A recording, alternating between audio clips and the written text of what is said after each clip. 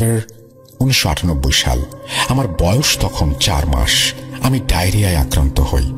যত সময় যাচ্ছে আমার অবস্থা কত খারাপ হচ্ছে, তাই আর দেরি না করে আমাকে আমাদের জেলা সদর হাসপাতালে নিয়ে যাওয়া হয়। কর্তব্যরত ডাক্তার আমার পরিবারকে জানায় ময়মনসিংহ মেডিকেলে নিয়ে যেতে। অ্যাম্বুলেন্সে করে আমাকে নিয়ে ময়মনসিংহ মেডিকেলের উদ্দেশ্যে রওনা দেওয়া হয়। মাঝ রাস্তার পর অ্যাম্বুলেন্সের চাকা নষ্ট হয়ে যায়। কোনো উপায় না পাওয়ায় আমাকে টেম্পু গাড়িতে করে মেডিকেলে পৌঁছানো হয়। সেখানে ডাক্তাররা অনেক চেষ্টার পর আমাকে মৃত ঘোষণা করেন। ডাক্তারের কথা শুনে আমার বাবা সহ্য করতে না পেরে ডাক্তারকে ফিজিক্যালি অ্যাসল্ট করেন। ইতোমধ্যে আমার মৃত্যুর খবর গ্রামের বাড়িতে জানিয়ে দেয়া হয়। বাড়িতে কবর খনন করার আয়োজন এগিয়ে যাচ্ছিল। এদিকে মেডিকেলে আমার পরিবারের সবাই কান্নাকাটি করছিল। ডাক্তারের সাথে আমার বাবার সমস্যা এবং হাসপাতালের কিছু ফর্মালিটি এসব শেষ করতে বেশ সময় লেগে গিয়েছিল। আমি তখন আমার নানুর কোলে ছিলাম। ঠিক সেই সময় একজন মধ্যবয়সী নার্স এসে আমাকে দেখেন এবং উনি আমাকে কোলে নিতে চান। আমার নানু আমাকে ওনার কোলে দিলে উনি হঠাৎ বলে ওঠেন, একটা ব্লেড আনেন তো। উনি একটু চেষ্টা করতে চান কিছু একটা করতে। আমার কাকা ব্লেড নিয়ে আসেন। উনি আমার কপালের মাঝখানে বরাবর কেটে কিছু করার চেষ্টা করেন এবং উনি ডাক্তারকে খবর দিতে বলেন। ডাক্তার আসলে নার্স বলেন, স্যার আমি ভেইন পেয়েছি, আপনি স্যালাইন লাগিয়ে দিন। আমার পরিবারের সবাই আরো বেশি করে আল্লাহকে ডাকতে শুরু করেন। ডাক্তার আমার কপালে সেই কাটা জায়গা দিয়েই স্যালাইন লাগিয়ে দেন। কাটা দাগটি আমার কপালে আজও আছে। দিন 10 পর আমি অনেকটা সুস্থ হয়ে যাই। ডাক্তার বলতে থাকেন, এমন ঘটনা তারা আগে দেখেননি। নার্ভ ও ভেইন পাওয়ার অনেক চেষ্টা ওনারা করেছিলেন, কিন্তু পাননি। আমি সুস্থ হওয়ার পর আমার পরিবারের সদস্যরা নাকি সেই নার্সকে খোঁজেন, কিন্তু ওনারা কোনোভাবেই নার্সটিকে খুঁজে পাচ্ছিলেন না। নার্সকে সাহায্য করা ডাক্তারকে জিজ্ঞেস করা হয়েছিল। আচ্ছা, সেই মুমূর্ষ সময় আমি আপনাদের বলতে ভুলে গিয়েছিলাম, আমি সেই নার্সকে এই হাসপাতালে আগে কখনো দেখিনি। সবাই তখন হতভম্ব হয়ে যান এবং বুঝে উঠতে পারেন না কি হয়েছিল। তখন আমাকে বাড়ি নিয়ে আসা হয়। সবকিছু স্বাভাবিকভাবেই যাচ্ছিল। আমিও সুস্থভাবেই বড় হচ্ছিলাম। আমার পরিবারের পক্ষ হতে অনেকবার সেই নার্সকে খোঁজার চেষ্টা করা হয়, কিন্তু কখনো তার খোঁজ পাওয়া যায়নি। এতটুকু পর্যন্ত আমি আমার মায়ের কাছে, বাবার কাছে, নানুর কাছে, কাকার কাছে ও আমার বাড়ির অনেকের কাছে শুনেছি। সেই নার্সের বিবরণ আমার মায়ের কাছে আমি শুনেছি। কিন্তু রাসেল ভাই, ঘটনা প্রবাহ আমি বড় হওয়া পর্যন্ত, এমনকি এখনো পর্যন্ত ঘটে যাচ্ছে। আমি মাঝে মাঝে এই স্বপ্নে একজন নার্সকে দেখি, যিনি নার্সের ইউনিফর্ম পরিহিত থাকেন। আমার কাছে আসেন, আমি ওনার স্নেহ পাই আর আদর পাই, কিন্তু ওনার চেহারা আমি দেখতে পাই না। আমি জানি না কেন উনি আমাকে চেহারা দেখতে দেন না। আমি ওনাকে দেখতে চাই। আমার মৃত্যুর আগে একবার হলেও ওনাকে দেখতে চাই। অনেক আগের কথা, আমার বাবারা ছিলেন 2 ভাই। আমার বাবা, আমার বড় কাকা। ছোটবেলা থেকেই দুজনের মাঝে বন্ধন ছিল অত্যন্ত দৃঢ়। সাধারণভাবে বড় হওয়ার সাথে সাথে বন্ধন বিচ্ছিন্ন হওয়ার ব্যতিক্রমে দুজনেই ছিল পরস্পরের মিত্র ভাবাপন্ন। আমার দাদা অত্যন্ত বিচক্ষণতার সাথে জমি পরিমাপ করে দেয় বাবা ও চাচার মাঝে কোনো মনোমালিন্যের সৃষ্টি হয়নি। আমার চাচা ছিলেন একজন কৃষক এবং আমার বাবা ছিলেন একজন ব্যবসায়ী। ব্যবসার জন্য মাঝে মাঝে তাকে ছুটে যেতে হতো শহরে। বাবার জমিটুকু পতিত হয়ে পড়ে রইত এবং নির্দিষ্ট সময় অন্তর অন্তর তিনি তা পরিচর্যা করতেন। বাবার অনেক শখ ছিল চাষাবাদ করার, কিন্তু প্রতিবার কোনো না কোনো ঘটনার কারণে তাকে ব্যবসার জন্য ছুটে যেতে হতো। সময় হলে বাবার ব্যবসায় ফিরে যাওয়ায় কয়েকদিন কেটে গেল। ছুটির সময় এসে পড়ল, কিন্তু বাবার দেখা মিলল না। হয়তো নিয়তি আমাদের জন্য অন্য কিছু স্থির করে রেখেছিল। ডাক হকারের বেলের বাড়ির শব্দের সঙ্গে খবর এলো বাবার মৃত্যুর। খবর শুনে ভেঙে পড়লাম আমরা সবাই। চাচা যাত্রা শুরু করলেন শহরের উদ্দেশ্যে এবং ফিরে আসলেন বাবার লাশ নিয়ে।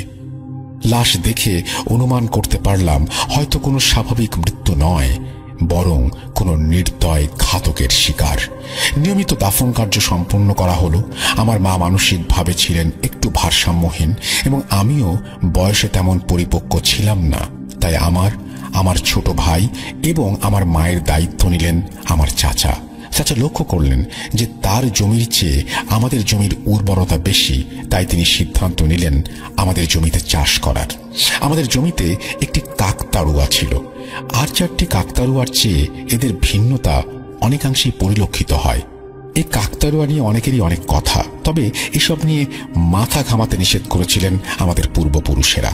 অবশ্য মজার ব্যাপার হলো এই কাকতাড়ুয়া ঝড় বন্যা উপেক্ষা করে নিজ অবস্থানে সর্বদা অটুট থাকত। বাবার মৃত্যুর কয়েকদিন পরই আমি শহরে চলে গিয়েছিলাম পড়ালেখার জন্য, এবং ভাইয়ের দায়িত্ব গ্রহণ করেছিলেন আমার চাচা।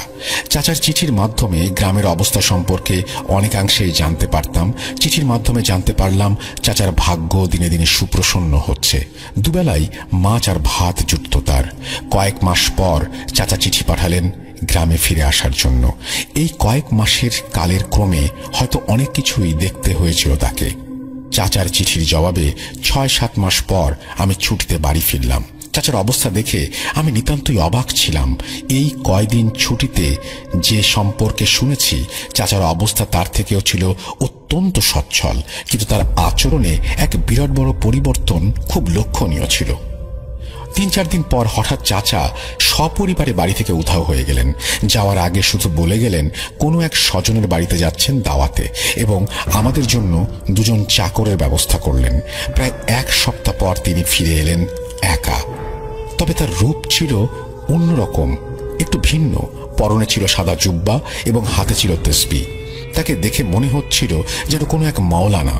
তাকে দেখে জানা অজানা অনেক প্রশ্নই নাড়া দিচ্ছিল মনে। এখন পর্যন্ত ঘটে যাওয়া সবকিছু তাকে জিজ্ঞাসা করতে নেব, এমন অবস্থায় চাচা আমার হাত ধরে আমাকে ঘরে নিয়ে গেলেন এবং তার হাতে থাকা সেই তসবিহটি আমার হাতে বেঁধে দিলেন। তিনি বলতে লাগলেন, বাবা, এখন আমি তোমাকে যা বলবো তুই মন দিয়ে শুনবে, আর আমার ভুলের প্রায়শ্চিত্ত করার জন্য আমার একটা সুযোগ আমাকে দেবে এবং ক্ষমা করে দেবে।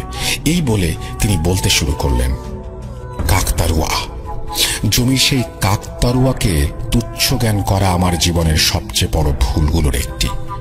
তুমি তো জানোই আমার সেই শখের কথা। সময় পেলেই ছুটে যাই বিলের পাড়ে মাছ ধরতে। তখন প্রায় ধান তোলার সময় হয়েছে, তাই দিনের পরিশ্রমের সংকোচন ঘটল। রাতে ছুটে গেলাম মাছ ধরতে। হ্যারিকেনের আলোয় আর জোনাকির ছোটাছুটিতে ভালোই সময় কাটছিল মাছ ধরতে ধরতে। হঠাৎ লক্ষ্য করলাম ক্ষেতের মাঝে থাকা কাকতাড়ুয়াটির মাথার হাড়ির থেকে কিছু উজ্জ্বল আলো বিচ্ছুরিত হচ্ছে। আগ্রহের বলে মাছ ধরাকে তুচ্ছ জ্ঞান করে হাঁটতে লাগলাম সেই আলোর দিকে। অন্ধকারের মাঝে হাঁটতে হাঁটতে হঠাৎ আইলের সাথে পা বেঁধে পড়ে গেলাম, এবং নিচে পড়ার সাথে সাথেই দেখলাম আলোটি যেন মিলিয়ে গেল অন্ধকারের মাঝে। 7-5 না ভেবে মাছ ধরতে আবার ব্যস্ত হয়ে পড়লাম। কিন্তু এবার লক্ষ্য করলাম সেই আলোটির দর্শন আমার জন্য সৌভাগ্যে প্রমাণিত হলো।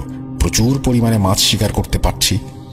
পরবর্তী রাতে আবার মাছের লোভে ছুটে গেলাম বিলের পাড়ে, এবং পূর্বের দিনের মতো সেই আলো দেখতে পেলাম আবারও।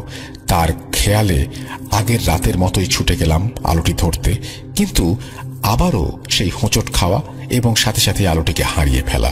পূর্বের মতো আবারও মাছ ধরায় ব্যস্ত হয়ে পড়লে প্রচুর পরিমাণে মাছ শিকার করতে পারলাম। তৃতীয় দিন আবার রাতে সময় পেলাম মাছ ধরার জন্য। ভাবলাম আজ আর একা নয়, বরং বন্ধুকে নিয়ে যাব। তাই যাবার পথে বন্ধু গাফফারের সাথে দেখা হলে তাকে সাথে নিয়ে যাওয়ার কথা ভাবলাম। সে সেদিন কাছে থেকে অনেক অংশে অবকাশ পাওয়ায় আমার সাথে যেতে রাজি হলো। 2জনে মিলে হাঁটতে লাগলাম বিলের উদ্দেশ্যে। অবশেষে পৌঁছে গেলাম বিলের পাড়ে। আজও সেই আলোটির সন্ধান করছিলাম, তবে আলোটিকে দেখতে না পাওয়ায় আমি মাছ ধরায় ব্যস্ত হয়ে পড়লাম। আমার মনে আছে সেই রাতটি ছিল চন্দ্রগ্রহণের রাত। হঠাৎ লক্ষ্য করলাম চন্দ্রগ্রহণের সাথে সাথে সেই আলো কণাটি আবার উজ্জ্বলিত হচ্ছে।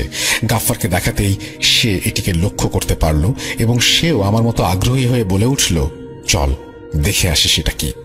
নিজের দিকে নজর রাখতে রাখতে আজ এগোতে লাগলাম যেন পূর্বের মতো, আইলে বাধা না পাই, আলোটিকে যেন হারিয়ে না ফেলি। পেছন থেকে একটি শব্দ শুনতেই 2জনে পেছনে ফিরে তাকালাম, তবে সম্পূর্ণ ক্ষেতে কেউই ছিল না।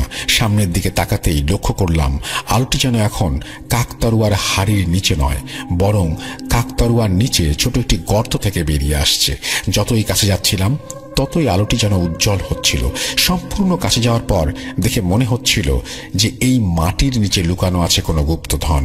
উজ্জ্বলতাটি দেখে আমি বললাম, কিরে গাফফার, এইটা তো দেখে অমূল্য রতন মনে হচ্ছে।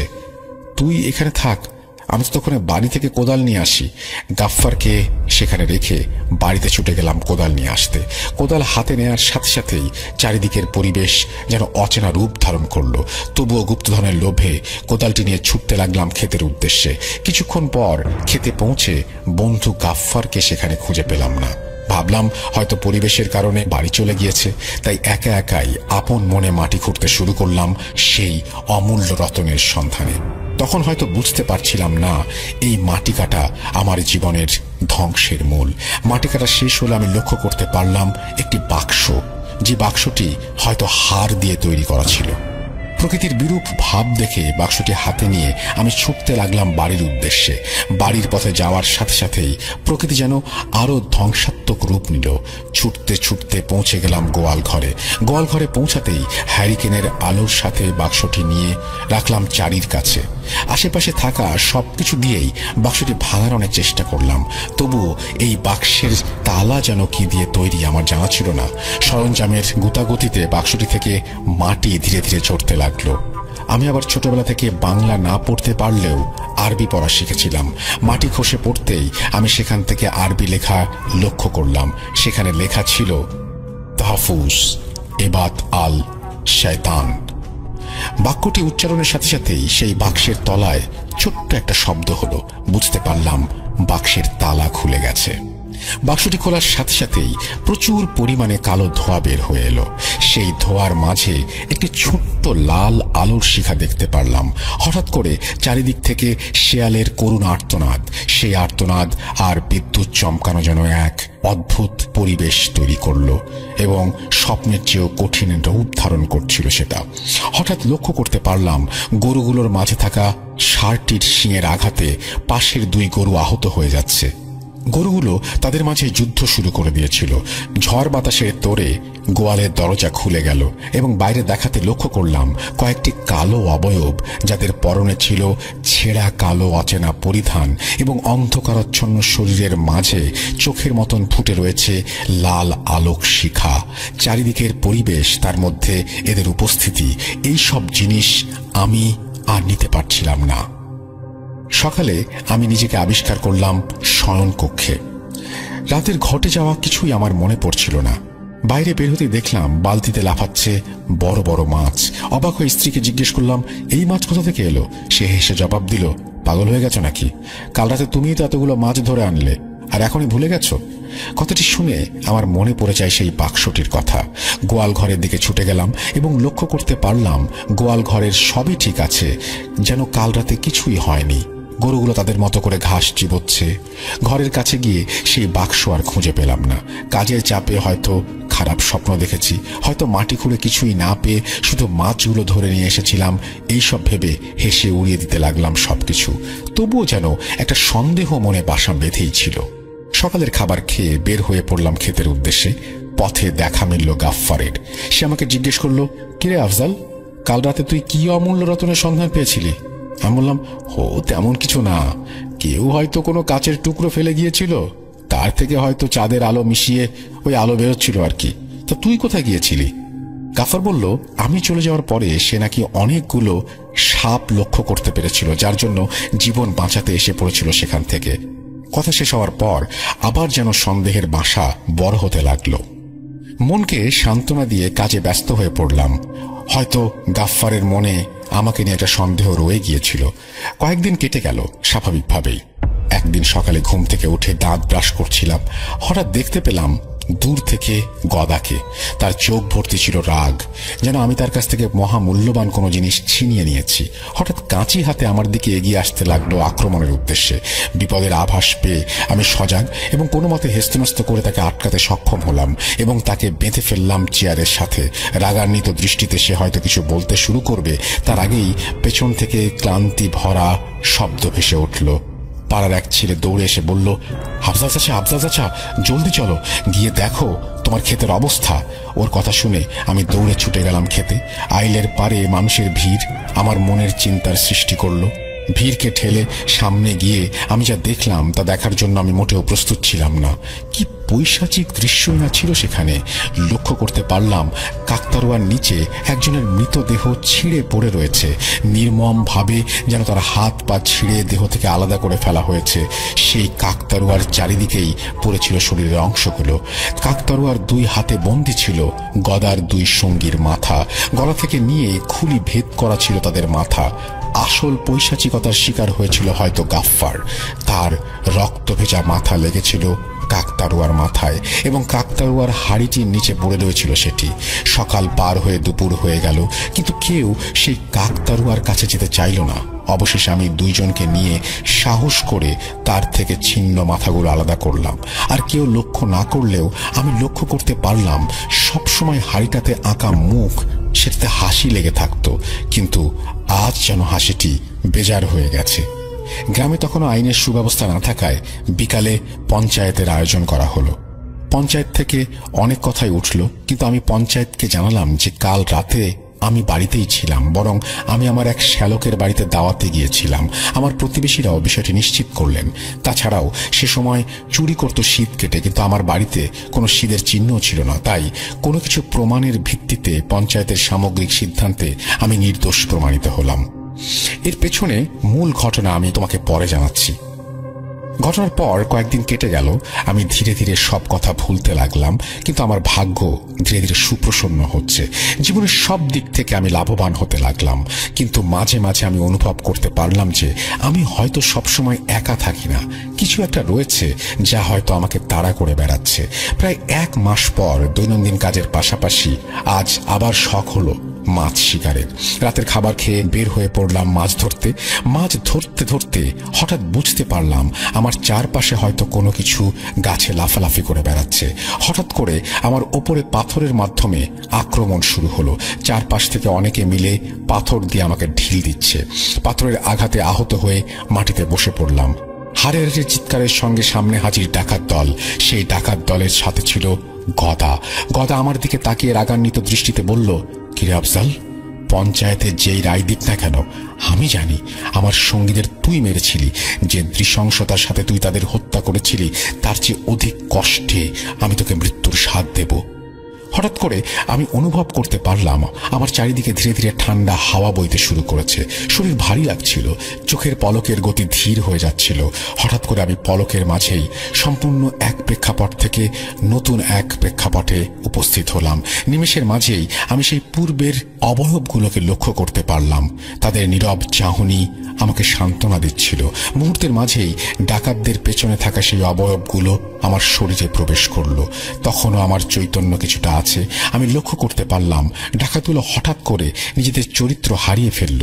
তাদের চোখ লাল হয়ে গিয়েছিল। বুঝতে বাকি রইল না যে এটি সেই অবয়বগুলোর প্রভাব। এই প্রভাবগুলো থেকে বেঁচেছিলেন গদা ও সর্দার। ডাকাতগুলো অত্যন্ত জোরে জোরে হাসছিল। তাদের হাসি মুখের আকৃতি ছিল স্বাভাবিকের থেকে অত্যন্ত বড়। এবার আমি দেখতে পারলাম হাসতে হাসতেই সেই ডাকাতগুলো একে অপরের বুকে ছুরি চালাচ্ছে এবং সম্পূর্ণ গলা থেকে পেট পর্যন্ত চিরে দিচ্ছে। তবুও তাদের হাসি থামছে না, পৈশাচিক রূপ ধারণ করেছে তাদের। কিছুক্ষণ পর আমি একটু হুঁশ ফিরে পাচ্ছিলাম। তখনই লক্ষ্য করতে পারলাম রক্তে স্নান করা দুইজন সেই সর্দারের পা ধরে তাকে উল্টো করে রেখেছে। হঠাৎ লাল চক্ষু নিয়ে গদা এক বড় রামদা নিয়ে আসলো। দেহে থাকা সম্পূর্ণ শক্তি দিয়ে গদা সর্দারের দুই পায়ের মাঝখানে একটা কোপ লাগালো এবং তার শরীরকে দ্বিখণ্ডিত করে ফেলল। এখানে বলে রাখি, মূলত পূর্বের ঘটনার পেছনেও এই অবয়বগুলোই। আমার বন্ধু গাফফার মনে করেছিল আমি হয়তো কোনো রত্ন পেয়েছিলাম এবং তার সাথে ভাগাভাগি করতে হবে এই ভেবে আমি তাকে না করেছিলাম। তার জন্য সে রত্ন হাসিলের চেষ্টায় আমার বাসায় চুরির সিদ্ধান্ত নেয় এবং সেই লক্ষ্য সাধনের জন্যই গ্রামে চোরের দলকে ব্যবহার করে। চুরির জন্য সে 3 জনকে নিয়ে এসেছিল। গদা বাইরে থেকে নজরদারিতে ছিল এবং বাকি 2 জন চুরির উদ্দেশ্যে শীত কেটেছিল। শীত কাটার পর একজন দেখতে পেয়েছিল ঘরের ভেতরে থাকা সেই অবয়বগুলো, যারা হয়তো আমার ঘর পাহারা দিচ্ছিল। অবয়বগুলোকে দেখে ভয়ে সেই 2 জন চিৎকার করতে লাগলো। গদা সেখান থেকে পালিয়ে যায়, যার জন্য সে বেঁচে গিয়েছিল। কিন্তু গদা এসব সম্পর্কে কিছু জানতো না, যার জন্য সে মনে করেছিল যে তার সঙ্গীদেরকে আমি খুন করেছি। এরপরে তাদের সঙ্গীদের এই অবয়বগুলো নির্দয়ভাবে হত্যা করেছিল। ভাবছ এসব কিভাবে জানলাম আমি? তবে শুনতে থাকো। পরের দিন আমি আমাকে আমার নিজের ঘরে আবিষ্কার করি।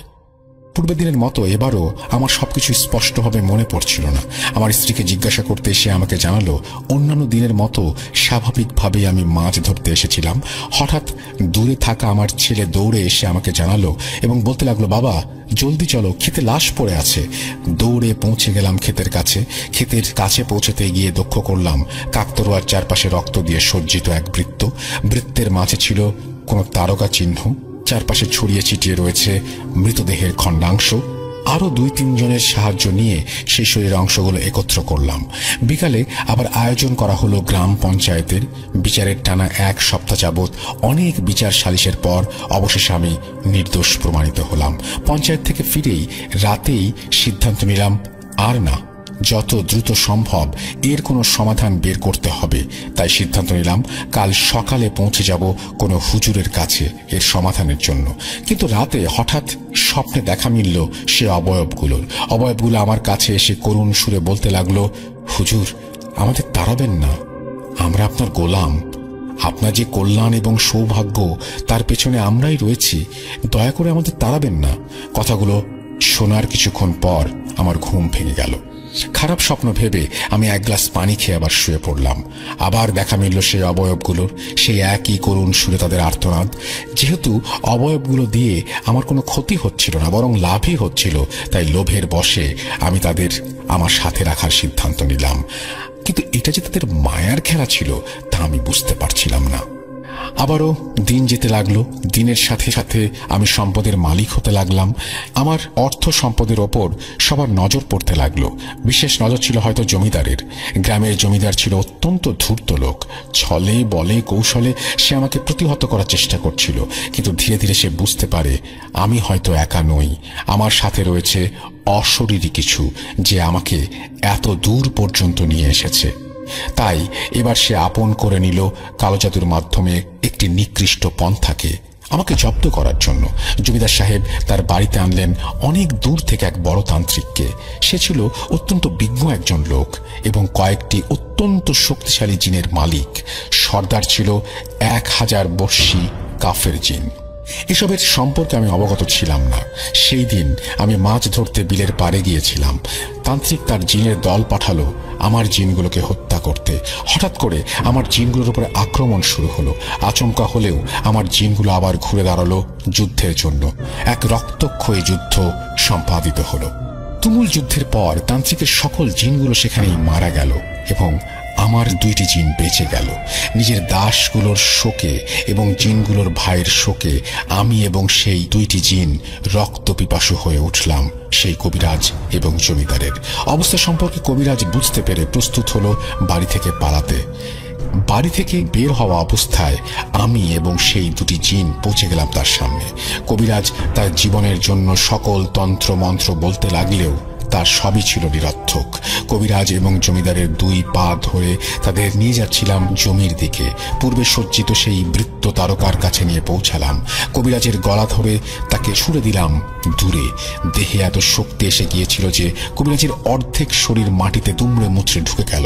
ছুলে চড়ানোর মতো শাস্তি দেয়া হলো এবং একটা তারকা চিহ্ন আঁকানো হয়েছিল তার শরীরে। তারকায় তখন রক্ত ছিল না, কিন্তু কবিরাজকে শুলে চড়ানোর পরেই কবিরাজের শরীর থেকে ডিঙড়ে নেয়া সেই রক্ত দিয়ে তারকাটি সজ্জিত হয়েছিল। কবিরাজ যত কষ্টে মারা যাচ্ছিল সেই তারকাটি তত বেশি জ্বলজ্বল করে উঠছিল। কাকতাড়ুয়া থাকা হাড়িটি যেন কান্না করছিল। সব মিলে জাহান্নামের যেন একটি খণ্ডিত চিত্র ফুটে উঠেছিল। এই পুরো সময় আমার মস্তিষ্ক ছিল সেই জিনগুলোর আয়ত্তে। সকালবেলা আমি নিজেকে বিছানায় আবিষ্কার করলাম। রাতের কথা মনে পড়তে আমি ছুটে গেলাম ক্ষেতের দিকে এবং সেখানে কবিরাজ ও জমিদার কাউকে খুঁজে পেলাম না। জমিদার বাড়ির দিকে ছুটে গিয়ে দেখলাম জমিদার বাড়িতে তালা পড়ে রয়েছে এবং সেই জমিদার বাড়ি এক পুরনো রূপ ধারণ করেছে, যেন 100 বছরের অধিক সময় ধরে বন্ধ রয়েছে এই বাড়িটি। বিষয়টি দেখে সবাই আতঙ্কিত হয়ে পড়ল এবং তালা ভাঙার সিদ্ধান্ত নিল। অবশ্যই গ্রামের কয়েকজন মিলে বাড়ির তালা ভাঙতে পারল এবং ভেতরে দেখল সব মাকড়সার জালে আবদ্ধ। জমিদারের গিন্নি তার বাকি পরিবার সহ নিজের বাবার বাড়ি গিয়েছিলেন। জমিদারকে খুঁজে পাওয়া যাচ্ছে না শুনে সবাই ফিরে এলেন। সেদিন থেকে গ্রামের সকলের কাছেই জমিদার নিখোঁজ থাকলেও একমাত্র আমিই জানতাম জমিদার এবং সেই কবিরাজের করুণ পরিণতির কথা। আরো কয়েকদিন কেটে গেল এই সময়ে এই পর্যন্ত আসতে। এক সময় যখন আমি নিঃস্ব হয়ে পড়েছিলাম, অনেকেই ক্ষতি করেছি আমি। আজ আমি এই গ্রামের ধনী ব্যক্তিদের একজন। আজ থেকে মাত্র কয়েকদিন আগেই তুমি তোমার বাবার মৃত্যুর পর প্রথম বাড়িতে পা রাখলে। 2-3 দিন হয়তো তুমি অবাক হয়েছ এরকম পরিবর্তনের ব্যাপারে। আমার কাছে জানতে চাইলে আমি অনেকভাবেই কথা এড়ানোর চেষ্টা করেছি, কিন্তু আজ আমি সত্য উন্মোচন করব। ভাবছ এই 1 সপ্তাহ আমি কোথায় ছিলাম? কি এমন হলো যার জন্য এই 1 সপ্তাহ আমি শক্তিশালী জিনগুলোর হাত থেকে রক্ষা পেলাম? কিভাবেই বা আমি সেই সব জিনিস সম্পর্কে জানতে পারলাম যার প্রত্যক্ষদর্শী আমি ছিলাম না? আমি একা ফিরলাম কেন? আমার সাথে তোমার চাচি এবং তোমার চাচাতো ভাইরা কেন এলো না? আমার মাধ্যমেই কেন জিনগুলো বের হলো? আর কি বা এই বাক্সের রহস্য? আমার দাদার বাড়ি তখন মাটির ছিল, মাটির দোতলা ছিল, এবং আমার দাদির সাথে একটি ভালো জিন ছিল। সে জিন আমাদের বাড়ি পাহারা দিত, আমাদের ফসলের মাঠ পাহারা দিত, দাদার মুখে শোনা। তো আমার আব্বা যখন ছোট ছিল তখন তিনি আর আমার দাদা যখন জোয়ান এবং আমার আব্বা তখন ছোট, প্রায় 8-10 বছর হবে। তো আমার দাদা এবং আমার আব্বা তারা মাটির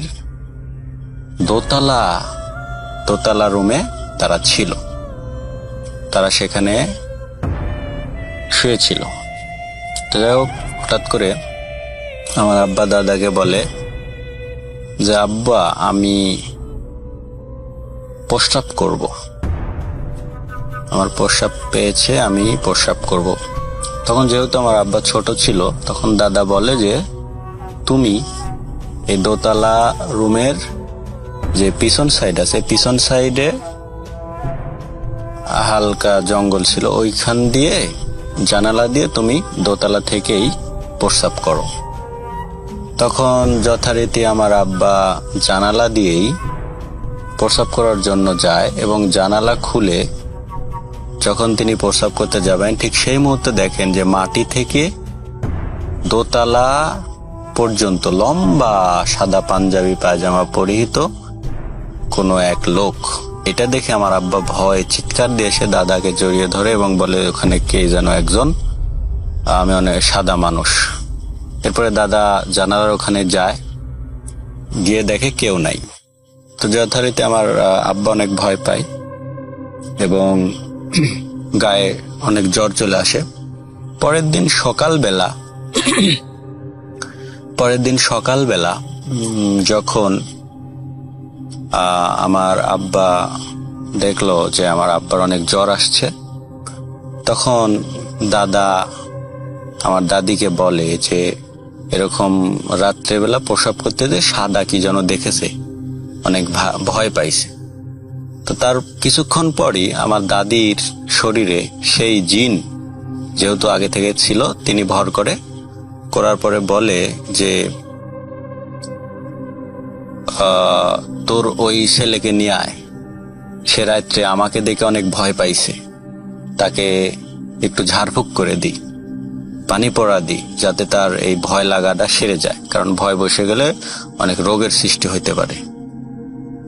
তখন তিনি আরো বলেন যে আমি তোদের বাড়ির সীমানা পাহারা দিই, যেহেতু তোদের সাথেই তোদের বংশে আমি থাকি। তো যাই হোক, তিনি পাহারা দিচ্ছিল। এমন সময়, আমি যখন পাহারা দিচ্ছিলাম ঠিক এমন সময় তোর ছেলে প্রস্রাব করতে এসেছে, এবং আমি তাকে দেখা দিয়েছি।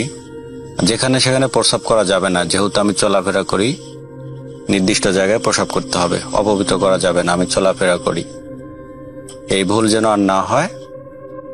এরপরে তিনি ঝাড়ফুঁক করে দেন আমার আব্বাকে। তখন আমার আব্বা আর কি সুস্থতা বোধ করে তারপরে ওই জিনটা সকলকে সালাম দেয়, দিয়ে বলে পরিষ্কার পরিচ্ছন্ন রাখার জন্য বাড়ির আশেপাশে, এই বলে তিনি চলে যায়। তো এই ঘটনাটি আমার দাদার মুখ থেকে আমি সরাসরি শুনেছি। আমার একটা ঘটনা আজকে আমি রেকর্ড করতে বসলাম। ঘটনাটা আমার সাথে ঘটেনি, ঘটনা আমার এক কলিগের সাথে ঘটেছে। উনি যেখানে চাকরি করে সেখান থেকে 1 মাসের ছুটিতে গিয়েছিল বাড়িতে। ঘটনাটি 2023 সালের জুলাই মাসে, অর্থাৎ ঈদুল আজহার পরে 1 মাসের ছুটিতে গিয়েছিল সেখানে। ঘটনাটার প্রেক্ষাপট এরকম, ওনার বাড়ি হচ্ছে চাঁপাইনবাবগঞ্জ, বাংলাদেশের রাজশাহী বিভাগের চাঁপাইনবাবগঞ্জ। তো যাই হোক, ঘটনা যেভাবে হইল আর কি, ঘটনা হচ্ছে ফজরের নামাজ পড়ার জন্য উনি সকালে উঠছে, ওনার মা উঠছে। যার ঘটনা বলতেছে ওনার নাম হচ্ছে বেলাউদ্দিন। বেলাউদ্দিন ভাই নামাজ পড়ার জন্য, ফজরের নামাজ পড়ার জন্য উঠছে সকালবেলা, এবং ওনার সাথে ওনার ছোট ভাই তিনিও উঠছেন এবং তার আম্মা উঠছেন। ফজরের আজান দিচ্ছে এরকম টাইমে। তো যাই হোক, তখন নামাজের জন্য যখন উঠলেন, উঠার পরে ওনাদের বাড়ি যেখানে, বাড়ির পাশে বাঁশঝাড় ছিল, বাঁশঝাড়ের পাশেই আমের বাগান ছিল। যেহেতু চাঁপাইনবাবগঞ্জ এলাকা অনেক আম হয় এবং জুলাই মাসে ওই সময় আমও ছিল। যাই হোক, তিনি যখন টিউবওয়েলে অজু করার জন্য যায় তখন আম বাগানে অনেক আম পড়ার শব্দ শুনতে পায়। তো যাই হোক, তিনি একটি আম নেওয়ার ব্যাগ নিয়ে সেই বাগানে যায়, গিয়ে আম কুড়াইতে থাকে। আর এইদিকে তার ছোট ভাই টিউবওয়েলেই থাকে। টিউবওয়েল থেকে তিনি ওই আম গাছের উপরে, আম বাগানের উপরে, যেহেতু কাছেই ছিল আম বাগান বাড়ির, আম বাগানের উপরে লক্ষ্য করে যে আগুনের গোলা, বেশি উঁচু না, এই একটি তাল গাছ যেরকম উঁচু হয় আর কি, ঠিক এরকম উঁচুতে একটি আগুনের গোলা, লম্বা আকৃতির আগুনের গোলা। আজানের শব্দ শোনার সাথে সাথে সে আগুনের গোলা আমবাগানের উপর দিয়ে এক জায়গা থেকে আরেক জায়গায় চলে যাচ্ছে, লম্বা আকৃতির, এবং যেতে যেতে যেতে অনেক দূর যাওয়ার পরে সেটা ভ্যানিশ হয়ে যায়। এবং এই বিষয়টা তার ছোট ভাই, তার বড় ভাই বেলাউদ্দিনকে বলে, মানে যিনি ঘটনা আমার সাথে শেয়ার করছে, বেলাউদ্দিন ভাইকে বলে, দেখো ভাই আগুন যাচ্ছে। তখন তিনিও তাকে বিষয়টা লক্ষ্য করে। তো এই আগুন যাওয়া, এই বিষয়টা আসলে কেমন, এই আগুন যাওয়ার বিষয়টা আসলে কেমন আপনারাই দেখুন আর কি। আসলে যেহেতু তারা ইসলামিক ফ্যামিলি ছিল এবং দেখলো যে মানে বেলাউদ্দিনের ছোট ভাই তিনি একজন মসজিদের ইমাম ছিলেন। তিনি তখন বেলাউদ্দিন ভাইকে বলেছিল এটা আসলে একটা দুষ্টু জিন ছিল। আগুনের শব্দ পাওয়ার সাথে সাথে সে আর থাকতে পারে নাই, মানে আজানের শব্দ পাওয়ার সাথে সাথে সে আর বাগানে থাকতে পারে নাই, এজন্য সে উড়ে এক স্থান থেকে আরেক স্থানে চলে যাচ্ছিল, এটা আমরা জানতে পারি। তো আল্লাহর পৃথিবীতে কত রকমের অদ্ভুত ঘটনা ঘটে। তো আমি আজকে আপনাদের আমার এক কলিগের ঘটনা শেয়ার করলাম। আমি একজন সৌদি প্রবাসী, 4 মাস হলো সৌদি আরব এসেছি। আজকে আমি একটি ঘটনা শেয়ার করব যেটি ঘটে গেছে আমার রুমমেটের সাথে। ওনার নাম হলো শাহজাহান, ওনার বাসা হলো ময়মনসিংহ কিশোরগঞ্জ। সরাসরি আমি ঘটনায় চলে যাই। তো উনি দীর্ঘ 12 বছর সৌদি আরবে আছেন। উনি দীর্ঘ 10 বছর মক্কা বলদিয়ার ক্যাম্পে ডিউটি করত। তো আপনি জানেন যে সৌদি আরবে মানে প্রচুর পাহাড় পর্বত। তো মক্কায় বলদিয়ার ক্যাম্পটি ছিল পাহাড়ের সাথে। তো উনি প্রায় 10 বছর ছিলেন, প্রায় অনেক কিছু ফেস করছেন মক্কার বলদিয়ার ক্যাম্পে। তো উনি যেভাবে আমার সাথে ঘটনাটি শেয়ার করছে তার মধ্যে আমি শেয়ার করার চেষ্টা করব। শাহজাহান ভাইয়েরা মূলত 4 জন এক রুমে থাকতো। ওনার বন্ধু বান্ধব প্রতিদিন রাতে ডিউটি শেষ করে তারা লুডু বা বিভিন্ন খেলাধুলা করত, যেমন তাস, ম্যারিজ, লুডু, বিভিন্ন খেলাধুলা করত। তো তারা খেয়াল করে প্রায় প্রতিদিন একটি সাদা ছাগল অস্বাভাবিক বড় একটি ছাগল প্রতিদিন এই পাহাড়ে হাঁটাহাঁটি করে। তো ওনারা দীর্ঘদিন ধরে এই বিষয়ে খেয়াল করে। উনি মনে করে যে যেহেতু আশেপাশে রাখালরা আছে, ওনার হয়তো ছাগল চলে এসেছে। সে তেমন কিছু মনে করে না। তারা 4 জন, তারা রুমমেট, সবাই এই জিনিসটা লক্ষ্য করে। দীর্ঘদিন এই জিনিসটা হওয়ার পরে তারা একদিন সিদ্ধান্ত নেয় যে ছাগলটিকে ধরবে রাতের বেলা। ওনারা যে কথা সেই কাজ। পরের দিন ছাগলটি পাহাড় উপর হাঁটাহাঁটি করার সময় ওনারা মানে যায় যে ছাগলটি ধরার জন্য। তো ওনারা ছাগলটা কোনো মতে ধরতে পারতেছে না। হঠাৎ করে ছাগলটা একজনের মাথার উপর লাফ দিয়ে ভ্যানিশ হয়ে যায়। তো তারা বিষয়টা অবাক হলেন যে একটা ছাগল, সাদা ছাগল, রাত্রের বেলা তো স্পষ্ট ক্লিয়ার দেখা যায়, ছাগলটা কোথায় অদৃশ্য হয়ে গেল। তারা তেমন কিছু মনে করে না।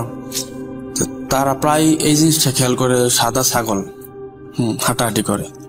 তো একদিন রাতটা ছিল বৃহস্পতিবার, ওনারা লুডু খেলাধুলা শেষ করে যার যার মতো শুয়ে পড়ে। শাহজাহান ভাই এই বেডের দোতলা বেডের উপর শুয়েছে। রাত 3টা বাজে, রাত হঠাৎ তার ঘুম ভাঙে যায়। সে দেখে সে দোতলা বেডের উপরে ঘুমাইছে। সে দেখে যে মানে বেডের প্রায় 5-7টা তুলাফি সে শুয়ে রয়েছে। এই জিনিসটা খেয়াল করে যে আমি যদি বেড থেকে পড়েও যাই তাহলে তো আমি ব্যথা পাওয়ার কথা, যেহেতু 5-6 ফুট উপরে দোতলা বেড। তো সেই জিনিসটা অবাক হয়ে যায় যে কেমনে সম্ভব। তো তেমন কিছু মনে করে না, হয়তো মনে করছে হ্যালুসিনেশন করে আমি নিচে ঘুমিয়ে পড়ছি। তো এই বিষয়টা সে তেমন কিছু মনে করে না। তো পরের সপ্তাহে শুক্রবারে নামাজ টামাজ পড়ে তারা খেয়ে দিয়ে, শুক্রবার তো প্রত্যেক প্রবাসীর জন্য একটা ঈদের দিন, যেহেতু একদিন বন্ধ পায়, তারা রাত্রে খাওয়া দাওয়া করে লুডু শেষ করে খেলাধুলা শেষ করে শাহজাহান ভাই উনি তার ওয়াইফের সাথে বাহিরে ক্যাম্পের বাইরে পাহাড়ের সাথে বসে প্রায় 1টার সময় উনি তার ওয়াইফের সাথে কথা বলতেছে। তো হঠাৎ করে দেখে এক পাঞ্জাবি পরানো লোক প্রায় 10 ফুট প্লাস উপরে একটা লোক উনার দিকে হেঁটে হেঁটে আসতেছে। তো উনি বিষয়টা খেয়াল করছে যে এত উঁচু লোক সৌদি আরব তো অসম্ভব, 10 ফুট প্লাস। তো জিনিসটা সে মানে এত নর্মাল ভাবছে, যেহেতু তার সাথে আগে যাওয়া ঘটনাটি সে বুঝতে পারছে। তো উনি দাঁড়িয়ে পড়ে, ওই লোকটা যাওয়ার সময় উনি শাহজাহান ভাই সালাম দেন। তো ওই লোকটা সালামের রিপ্লাই দিয়ে দাঁড়িয়ে পড়েন। কিছুক্ষণ পরে ওই লোকটি আবার তার গন্তব্যে রওনা দেয়, ওনার রাস্তা উনি চলে যায়।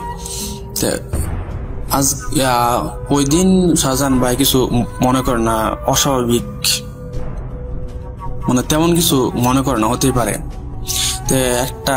সে একটা কথা চিন্তা করে, রাত প্রায় 1টা প্লাস বাজে, পাহাড়ে নির্জন রাস্তা দিয়ে এই লোক কেন হেঁটে যাবে? সচরাচর সৌদিরা কোনো সময় মানে হাঁটাহাঁটি করে না, তারা গাড়ি ছাড়া মানে রুমতেই বেরো না। আমরা সবাই জানি এই কথাটা। তা আরেক দিনের ঘটনা, উনি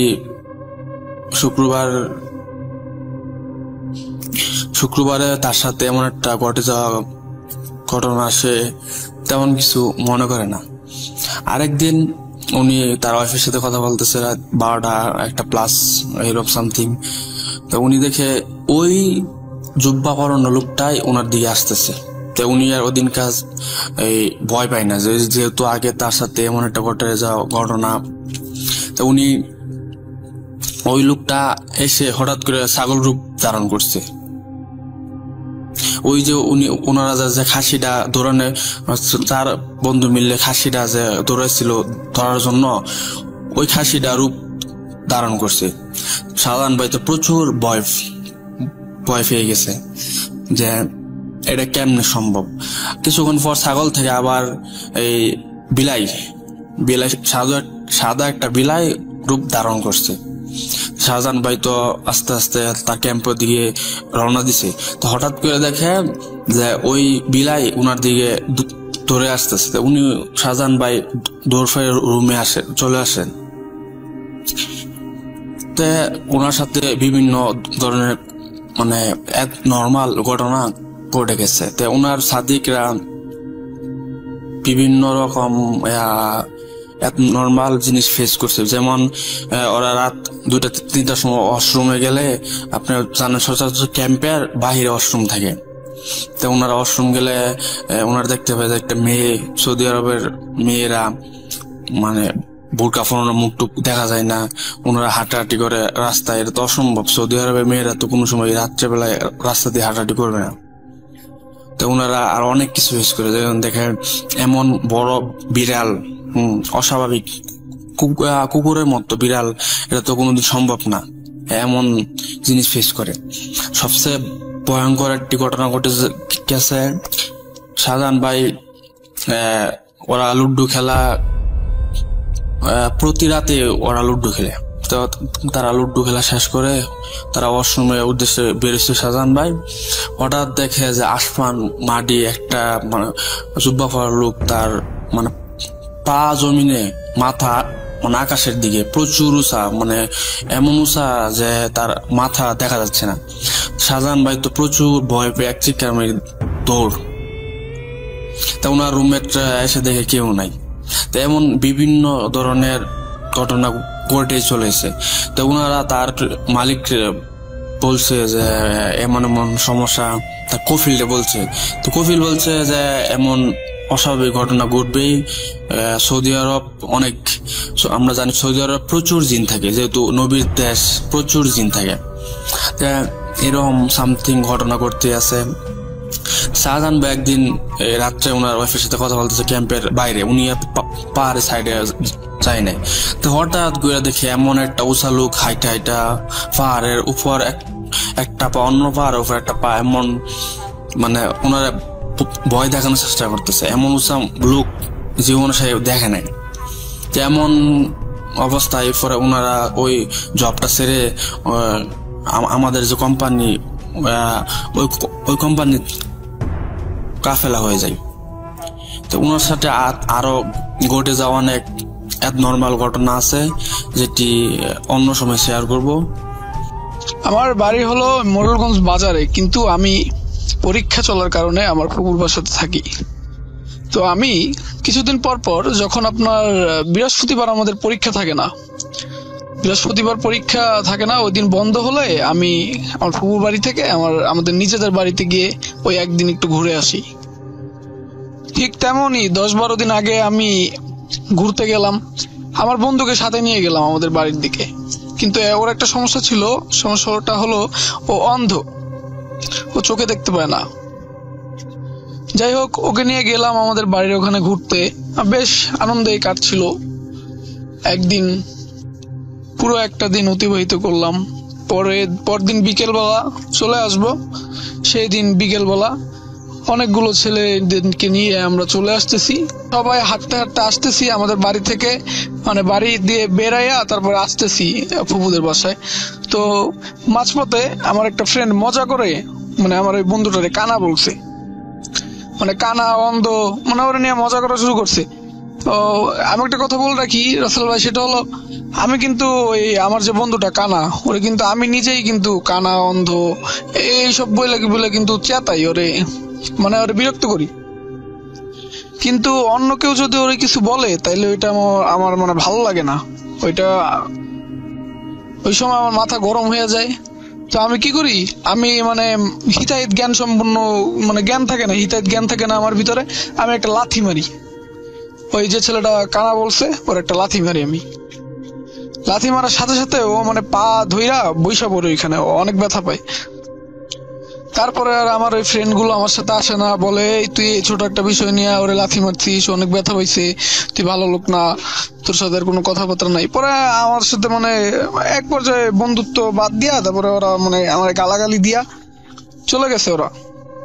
আমি কি করবো, আমি আমার ওই অন্ধ ফ্রেন্ডটারে নিয়ে আসতেছি। সন্ধ্যা হয়ে গেছে রাসেল ভাই, তখন আপনার মাগরিবের আজান শেষ, নামাজ টামাজ শেষ, 6:55 বাজে, 6:55 বাজে। আমাদের বাড়ি হলো ভরাঘাটা, তো আমি ভরাঘাটা থেকে মোরুলগঞ্জ বাজারের এখানে আসলে আপনি ভরাঘাটা বললে যে কেউ নিয়ে যাবে, ভ্যানে 10 টাকা ভাড়া নেয় বাজার থেকে।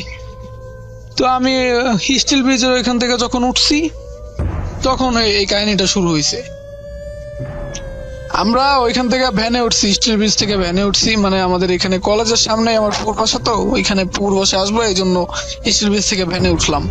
তো ভ্যানে ওঠার সাথে সাথে লক্ষ্য করি আমি যে আমি যখন থেকে ওই ছেলেটার লাথি মারছি তখন থেকে আমার এই ডান পাটা প্রচন্ড ব্যথা করতেছে।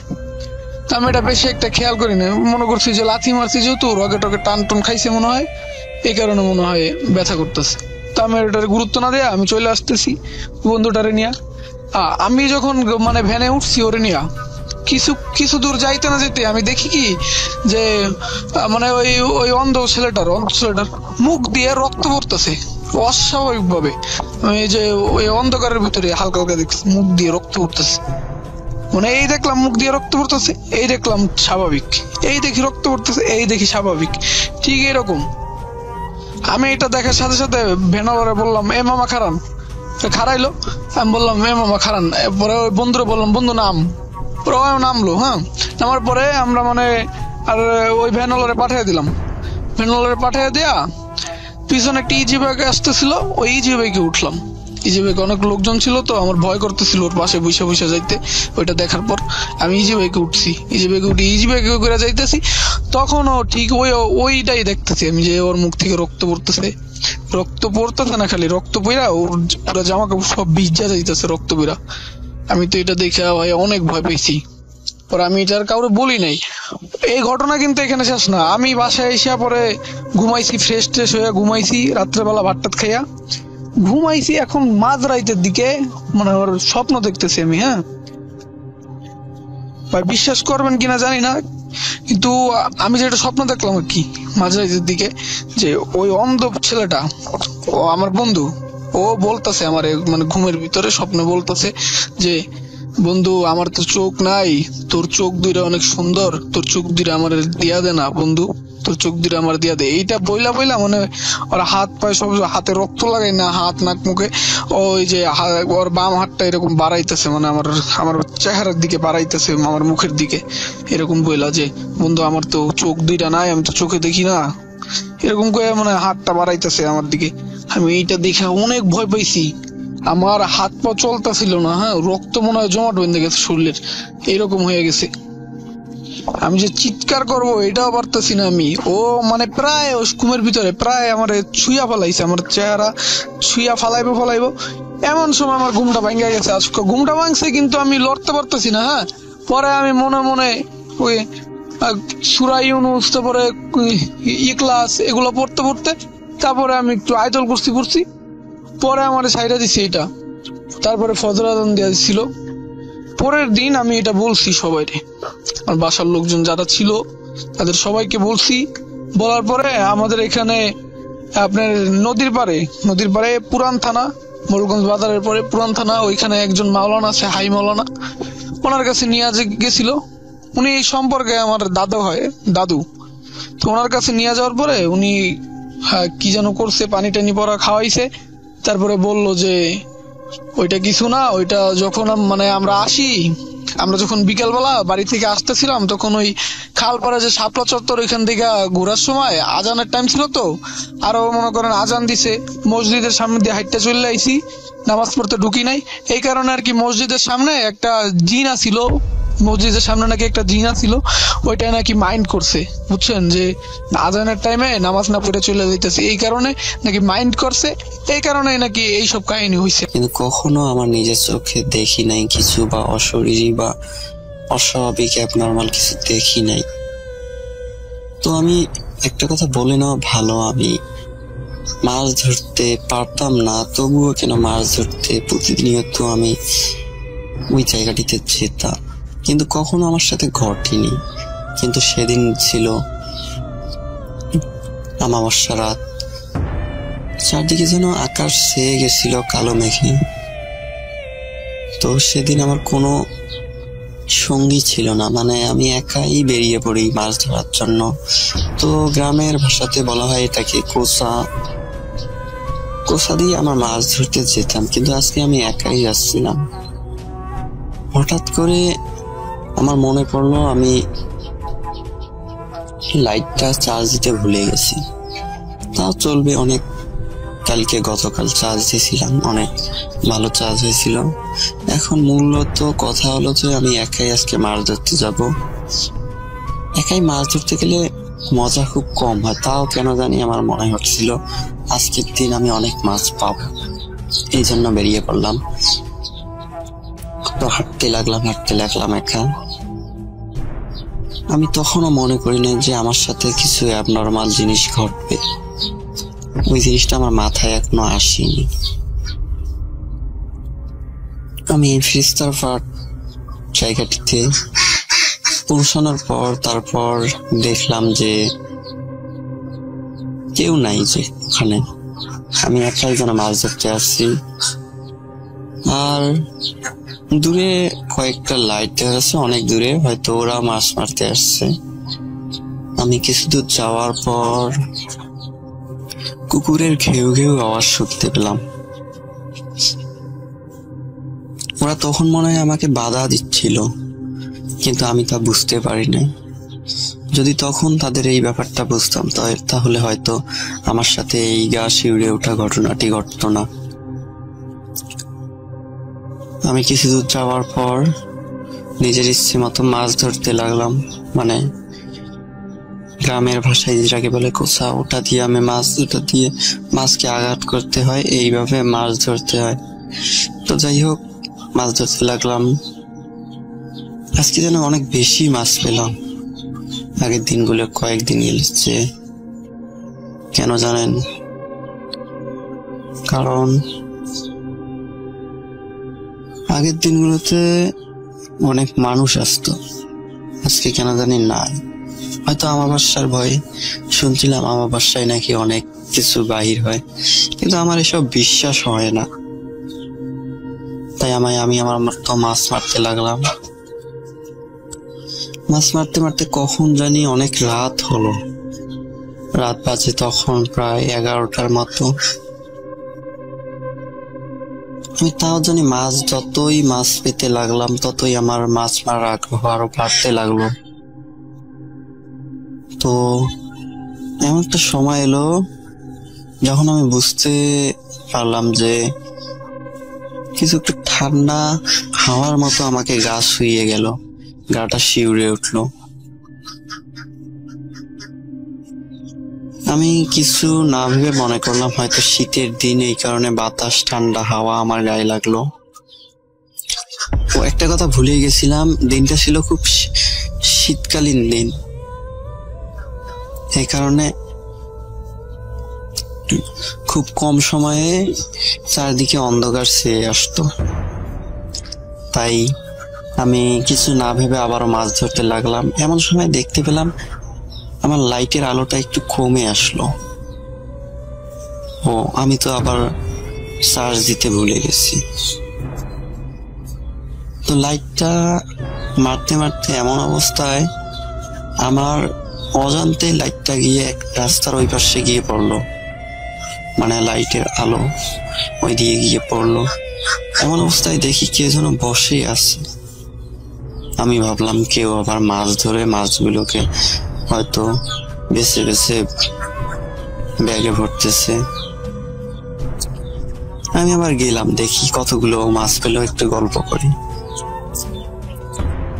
পিছন ফিরে বসেছিল, আমি হাঁটতে হাঁটতে লাগলাম।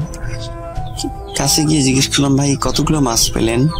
আমি কিন্তু তখনও দেখি নাই যে উনি মাছ বাঁচতেছে, কিন্তু পিছন থেকে এমন মনে হচ্ছিল যেন উনি মাছ ধরে সেগুলো মাছ ব্যাগে ভরতেছিলেন। আমি আবারও জিজ্ঞেস করলাম, ভাই